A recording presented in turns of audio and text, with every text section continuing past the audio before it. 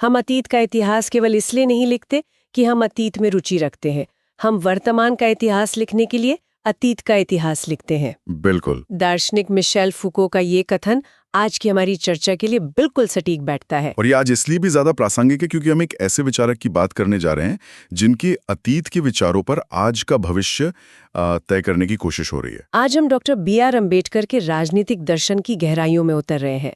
हमारी ये बातचीत द हिंदू में प्रकाशित एक लेख पर आधारित है जो प्रोफेसर विलेरियन रॉड्रिक्स की नई किताब अम्बेडकर पॉलिटिकल फिलॉसफी की समीक्षा करता है। जी। तो जो लोग यूपीएससी की तैयारी कर रहे हैं उनके लिए ये बातचीत बहुत काम की होने वाली है, क्योंकि ये समकालीन भारतीय राजनीति, सामाजिक न्याय और आधुनिक भारतीय इतिहास से जुड़े कई जरूरी पहलुओं को समझने में मदद करेगी। और हमारा मकसद सिर्फ ये बताना नहीं है कि अम्बेडकर ने क्या कहा था, हाँ, बल्कि ये समझना है कि आज के दौर में जब हर राजनीतिक पार्टी अम्बेडकर को आप कह सकते हैं अपना बताने की होड़ में है, उनके असली विचार क्या थे और क्यों वो विचार आज भी इतने जरूरी और शायद विवादास्पद भी हैं। तो चलिए इस गुत्थी को सुलझाते हैं। चर्चा की शुरुआत इसी बात से करते हैं कि आखिर अम्बेडकर की विरासत पर इतनी खींचतान क्यों हो रही है। लेख कहता है कि मौजूदा राजनीतिक व्यवस्था उन्हें अपने हिसाब से पेश कर रही है, उनकी बौद्धिक विरासत को उसके मूल कॉन्टेक्स्ट से काट कर इस्तेमाल किया जा रहा है। ऐसा क्यों हो रहा है? यहीं पे प्रोफेसर रॉड्रिक्स की किताब बहुत अहम हो जाती है। वो इस अप्रोप्रिएशन या हथियाने की कोशिश का एक तरह से जवाब देती है। अच्छा। किताब का मूल तर्क ये है कि अम्बेडकर को सिर्फ एक दलित नेता या संविधान निर्माता के फ्रेम में कैद नहीं किया जा सकता। वो एक दार्शनिक थे, एक विचारक थे, राइट, जिनके विचार किसी भी समाज के हाशिए पर खड़े लोगों के लिए एक रास्ता दिखाते हैं। आज की राजनीति क्या कर रही है? वो उनके विचारों की आग को शांत करके उन्हें एक ठंडी मूर्ति में बदलना चाहती है, ताकि उन्हें पूजने में आसानी हो पर उनके सवालों का सामना न करना पड़े। बिल्कुल, यानी उनके विचारों को सैनिटाइज करने की कोशिश हो रही है ताकि वो किसी को असहज न करें। लेख में कुछ और किताबों का भी जिक्र है, जैसे वी गीता की किताब जो कम्युनिस्टों के साथ अम्बेडकर के संबंधों पर बात करती है। ये एक दिलचस्प पहलू है। हाँ, बहुत दिलचस्प। कम्युनिस्ट भी तो शोषण के खिलाफ थे, फिर अम्बेडकर की उनसे क्यों नहीं बनी? ये एक बहुत बड़ा वैचारिक मतभेद था। देखिए, अम्बेडकर समाजवाद में बहुत संभावनाएं देखते थे। यहाँ तक कि उन्होंने स्टेट्स एंड माइनॉरिटीज में भारत के लिए एक तरह के समाजवादी ढांचे का प्रस्ताव भी दिया था। लेकिन उनकी सबसे बड़ी शिकायत ये थी कि भारतीय कम्युनिस्ट हर चीज को वर्ग यानी क्लास के चश्मे से देखते थे। अच्छा, मतलब उनके लिए असली लड़ाई अमीर और गरीब के बीच थी और जाति बस उसी का एक पुराना रूप था। बिल्कुल। कम्युनिस्टों को लगता था कि पूंजीवाद और औद्योगिकरण के बाद जब भूअर संघर्ष तेज होगा तो जाति अपने आप खत्म हो जाएगी, जो कि हुआ नहीं। अम्बेडकर ने इसी पर चोट की। उन्होंने कहा कि ब्राह्मणवाद सिर्फ एक आर्थिक ढांचा नहीं, बल्कि एक सामाजिक बौद्धिक ताकत है, एक मानसिकता है जो लगातार खुद को नए रूपों में जिंदा रखती है। ये सिर्फ पैसे की लड़ाई नहीं है, बल्कि इज्जत और सामाजिक सत्ता की लड़ाई भी है। और भारतीय कम्युनिस्ट इस हकीकत को समझने में नाकाम रहे। ये तो विचारों का एक बुनियादी टकराव था। इसी तरह आनंद तेलतुंबे की किताब का भी जिक्र है जो अम्बेडकर को आइकन बनाने पर सवाल उठाती है। हाँ, ये तो सचमुच एक विडंबना है कि जो इंसान खुद आइकोनोक्लास्ट यानी मूर्ति भंजक था, उसी की मूर्तियां बना दी गई। यही सबसे बड़ी विडंबना है। अम्बेडकर का पूरा जीवन स्थापित मान्यताओं, प्रतीकों और मूर्तियों को तोड़ने में लगा रहा, और आज उन्हीं को एक प्रतीक बना दिया गया है। हाँ, जिसे कोई भी अपनी सुविधा के अनुसार इस्तेमाल कर सकता है। रॉड्रिक्स की किताब इसी कोशिश के खिलाफ है। ये जीवनी नहीं है, बल्कि अम्बेडकर के राजनीतिक सिद्धांतों का एक गहरा विश्लेषण है जो उनके बिखरे हुए लेखों और भाषणों को एक साथ लाकर हमें उनके मूल विचारों तक ले जाती है। तो अगर अम्बेडकर को एक प्रतीक या आइकन बनाना उनके असली विचारों के साथ अन्याय है, तो फिर उनके वो असल विचार थे क्या, जिन्हें आज की राजनीति या तो नजरअंदाज कर रही है या तोड़मरोड़ रही है?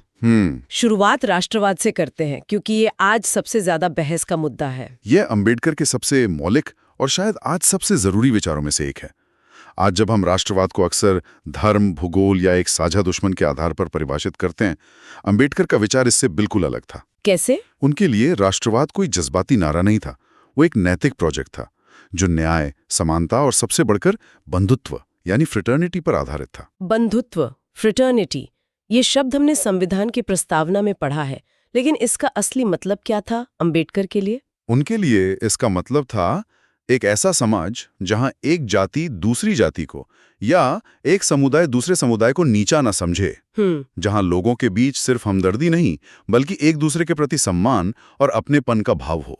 उन्होंने साफ चेतावनी दी थी कि अगर न्याय और बंधुत्व की नींव के बिना राष्ट्रवाद की इमारत खड़ी की गई तो वो सिर्फ बहुसंख्यकवाद का एक खतरनाक हथियार बन जाएगी। बिल्कुल, जहां बहुसंख्यक समुदाय की कहानी को ही राष्ट्र की कहानी मान लिया जाएगा और अल्पसंख्यकों और हाशिए के लोगों की आवाज दबा दी जाएगी। और ये बात सीधे तौर पर प्रतिनिधित्व यानी रिप्रेजेंटेशन के सवाल से जुड़ जाती है। हाँ, जो शायद उनके संघर्ष का केंद्र बिंदु था। लेख में दूसरे गोलमेज सम्मेलन का जिक्र है। वो क्या क्षण था? वो एक ऐतिहासिक और निर्णायक क्षण था। लंदन में हो रही उस कॉन्फ्रेंस में अंबेडकर ने एक बहुत ही सरल लेकिन शक्तिशाली सिद्धांत रखा। क्या? ऐतिहासिक रूप से उसका उत्पीड़क रहा हो। इससे थोड़ा और साफ करे तो? उनका तर्क था कि अगर दलितों का प्रतिनिधि कोई सवर्ण हिंदू चुनेगा तो वो ऐसा उम्मीदवार चुनेगा जो कांग्रेस या हिंदू महासभा की बात सुनेगा, ना कि दलितों के हकों की लड़ाई लड़ेगा। सही बात, वो एक गुलाम प्रतिनिधि होगा, असली नहीं। इसी तर्क के आधार पर उन्होंने अलग निर्वाचक मंडल यानी सेपरेट इलेक्टोरेट्स की मांग की थी। सेपरेट इलेक्टोरेट्स, ये शब्द हम इतिहास की किताबों में बहुत पढ़ते हैं। इसे थोड़ा आसान भाषा में समझाएं तो? इसका मतलब था कि सिर्फ दलित वोटर ही दलित उम्मीदवार के लिए वोट डालेंगे। बिल्कुल। उनका मानना था कि अगर किसी सीट पर सब वोट डालेंगे तो ज्यादा आबादी वाले जाति हिंदू हमेशा अपनी पसंद का हाँ में हाँ मिलाने वाला दलित उम्मीदवार जितवा देंगे। मतलब असली लड़ने वाली दलित आवाज तो संसद पहुंचेगी ही नहीं। कभी नहीं। ये कागज पर प्रतिनिधित्व होगा पर असल में आवाज को छीनने जैसा होगा। लेकिन हम जानते हैं कि ऐसा हुआ नहीं। गांधी जी ने इसके विरोध में आमरण अनशन किया और फिर पूना पैक्ट हुआ। हाँ, और अंबेडकर को भारी मन से समझौता करना पड़ा। उन्हें संयुक्त निर्वाचक मंडल यानी जॉइंट इलेक्टोरेट्स के साथ आरक्षित सीटें स्वीकार करनी पड़ी, जिसका मतलब था कि उम्मीदवार तो दलित होगा पर वोट सब डालेंगे। जी, और अंबेडकर को जिस बात का डर था वो सच साबित हुआ। कैसे? लेख में 1937 के चुनावों का उदाहरण है। 1937 के चुनाव एक केस स्टडी की तरह है।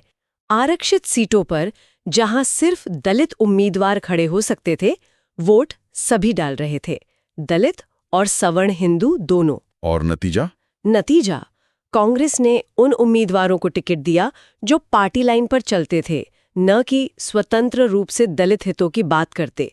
और क्योंकि सवर्ण वोटरों की संख्या ज्यादा थी, वही उम्मीदवार जीते। हाँ, अंबेडकर की अपनी पार्टी बुरी तरह हार गई। उनके लिए ये सबूत था कि सिस्टम कागज पर तो प्रतिनिधित्व दे रहा था पर असल में आवाज छीन रहा था। तो ये प्रतिनिधित्व का मुद्दा आज भी उतना ही जटिल और प्रासंगिक है। ये सिर्फ गिनती का खेल नहीं है बल्कि असली आवाज और ताकत का सवाल है। निश्चित रूप से।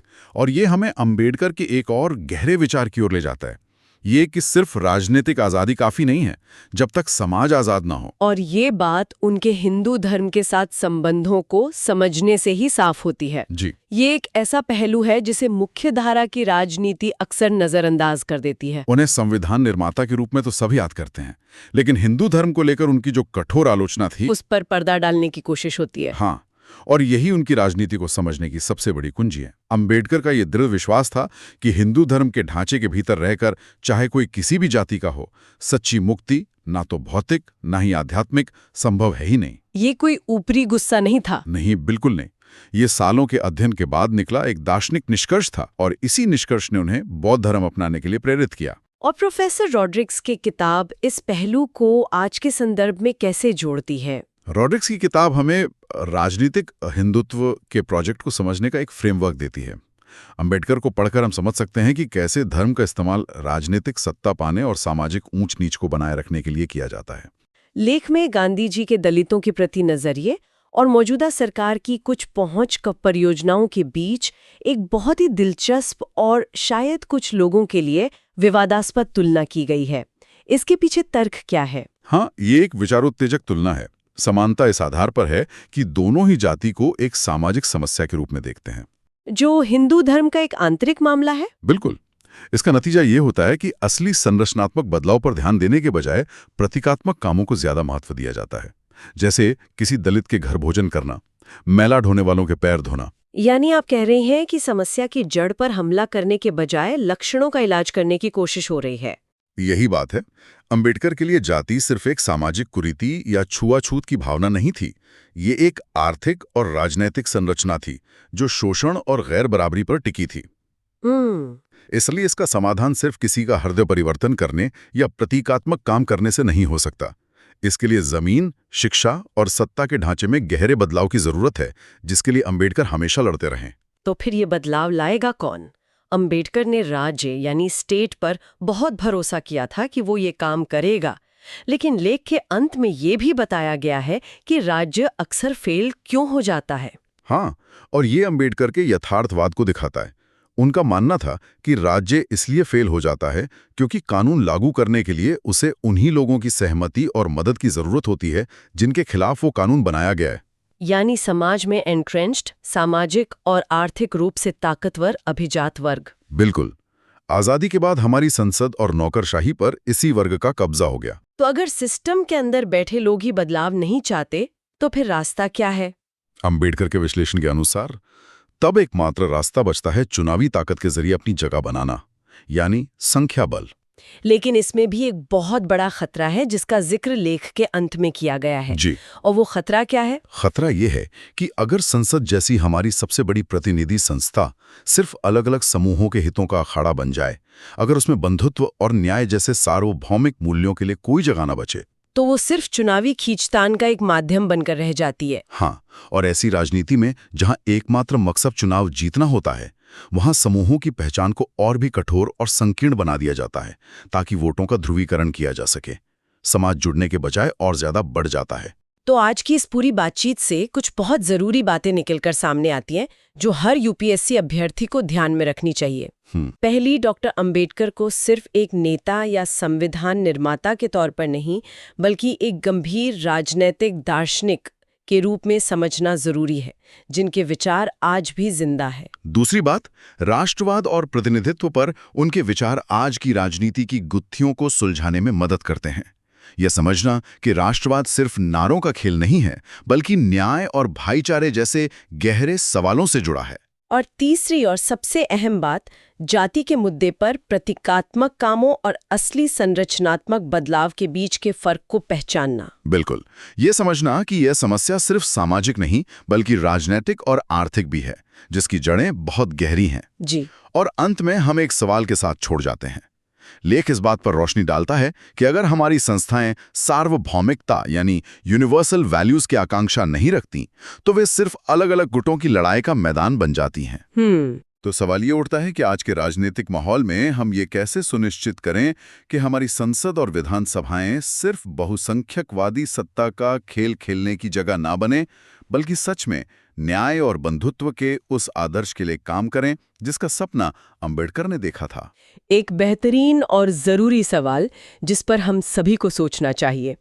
इस विषय पर और जानकारी के लिए या अगर आपका कोई सवाल है तो हमें कमेंट्स में बताएं। हमारे इस विश्लेषण को पसंद करने और सब्सक्राइब करने से हमें आप तक ऐसी और भी महत्वपूर्ण चर्चाएं पहुंचाने में मदद मिलती है।